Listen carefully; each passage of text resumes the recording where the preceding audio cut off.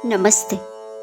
जब व्यक्ति सुख दुख, मान अपमान और निंदा स्तुति में भी स्थिर बना रहता है, सोना मिट्टी एक भाव तोलता है और प्रिय अप्रिय, शत्रु मित्र से समान व्यवहार करता है, तो समझिए उसने जीवन के सबसे ऊंचे ज्ञान को प्राप्त कर लिया है।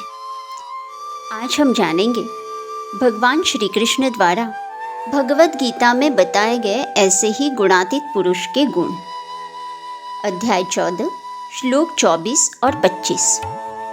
समदुःख सुख स्वस्थ समलोष्टाश्म कांचन तुल्य प्रिया प्रियो धीरस् तुल्य निंदा देरत्म संस्तुति मानापमानयोस्तुल्यस्तुल्यो मित्रारिपक्षयो सर्वारंभ परित्यागी गुणातीतस्य उच्यते।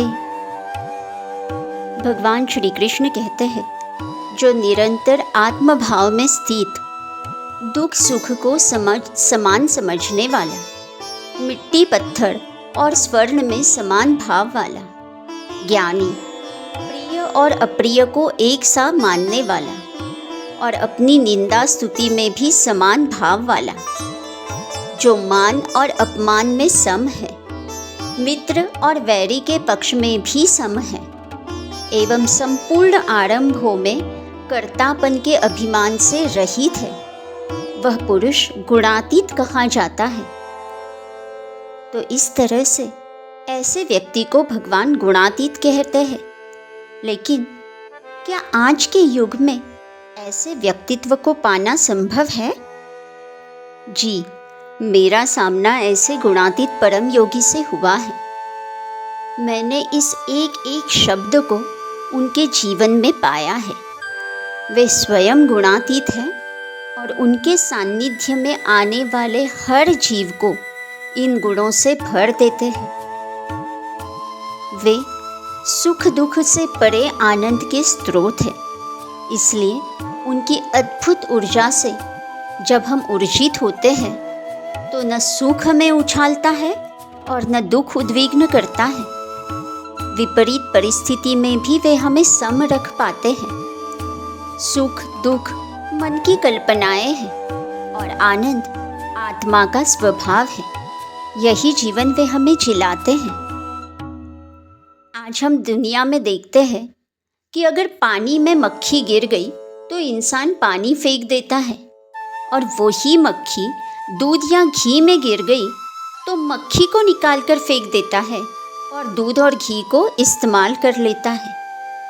इतने मटेरियलिस्टिक दुनिया में सोना और मिट्टी को एक भाव समझना कितनी महान उपलब्धि होगी।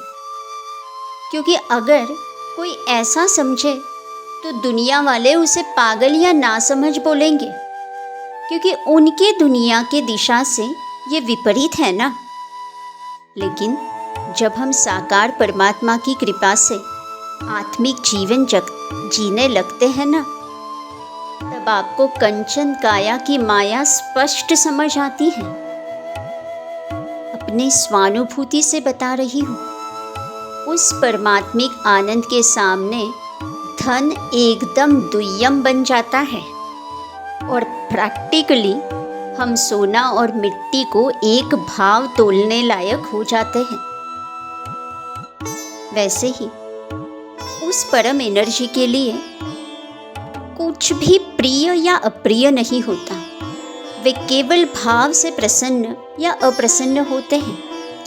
वैसे ही आत्मिक जीवन में व्यक्ति मन के अस्तित्व से प्रिय या अप्रिय का भेद तो कर लेता है, किंतु उसके व्यवहार में कोई अंतर नहीं आता।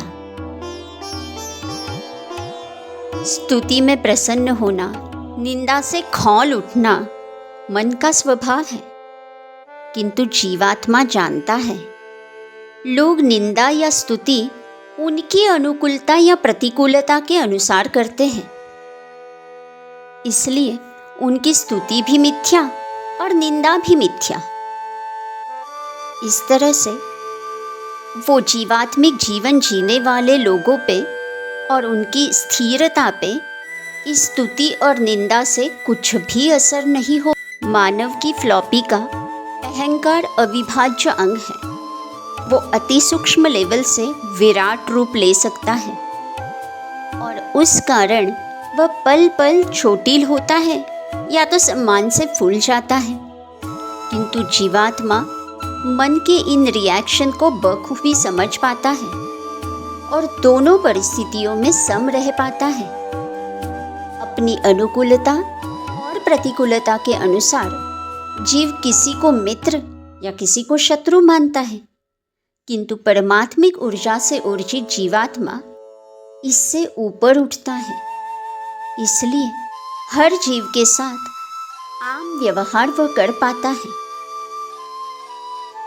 जीवात्मा बखूबी जानता है कि उसका बल, बुद्धि और हुनर सब कुछ परमात्मा ने ही निखारा है।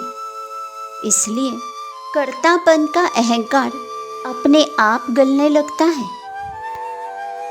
आप इस असमंजस में होंगे कि ये जीवात्मा कौन है और ऐसा आत्मिक जीवन कहाँ पाया जाता है। जी, साकार परमात्मा के एनर्जी से ऊर्जित व्यक्तियों की आत्मा जागृत हो जाती है, बोध प्राप्त करती है और वे जागृत जीवात्मा इस आत्मिक जीवन को जीने लगती है। और उनकी मौजूदगी के बिना ये आत्मिक जीवन असंभव है, क्योंकि वे यह जीवन खुद जीते हैं और सारी जीवात्माओं को ये जीवन जिलाने के वे अधिकारी हैं। क्या आप भी अपनी आत्मा की ज्योति को उजागर करके जीवात्मिक जीवन जीना चाहते हो? तो रास्ता सरल है, न कोई विधि, न कठिन तपस्या, बस साकार परमात्मा की खोज कीजिए और मैजिकल जेस्ट के साथ आत्मोन्नति के पथ पर आगे बढ़िए। Like, share and subscribe.